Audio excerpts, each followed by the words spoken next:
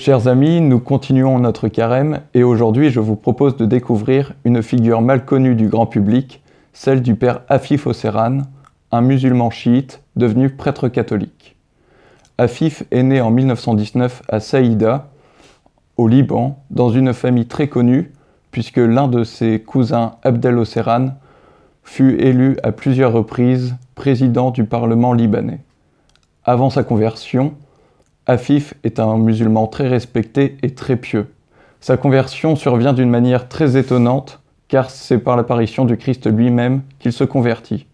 Mais écoutons plutôt son propre témoignage. « Une nuit, je suppliais Dieu. Seigneur, augmente en moi ta connaissance et la foi. Tout d'un coup, j'ai senti auprès de moi la présence d'un homme. Sa stature imposante emplissait le ciel et la terre.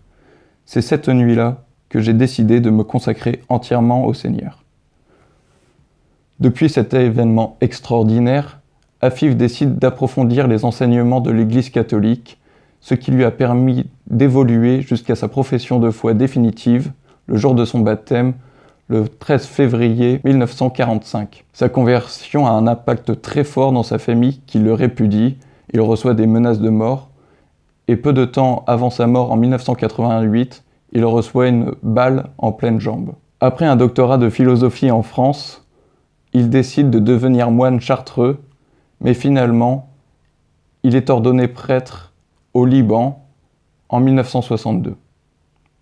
Pour, dit-il, témoigner de sa vie chrétienne parmi mes frères musulmans et faire passer les enseignements de Jésus-Christ dans ma vie. Logeant dans un monastère maronite, les moines étaient très impressionnés par le père Afif Osseran, qui les dépassait dans sa prière, l'adoration et son abnégation. Mais on se souvient surtout du père Osseran pour son œuvre sociale.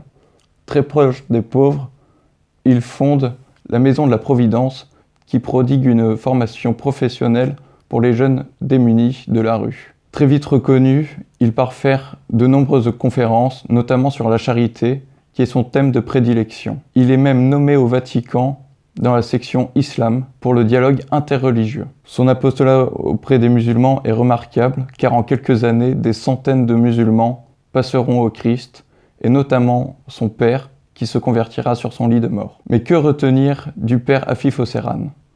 Tout d'abord sa très grande charité qui lui a permis de venir en aide aux plus démunis par son action politique et sociale. Mais notons que pour lui, ces actes de charité n'était que la conséquence de sa prière, de cette grande relation qu'il entretenait avec son Père du ciel. Mes amis, retenez que Dieu ne veut qu'une seule chose, c'est que nous le connaissions tel qu'il est. Il est notre Père et il écoute la prière de chacun de ses enfants. Par un geste, une parole, il est capable de changer un cœur et une vie.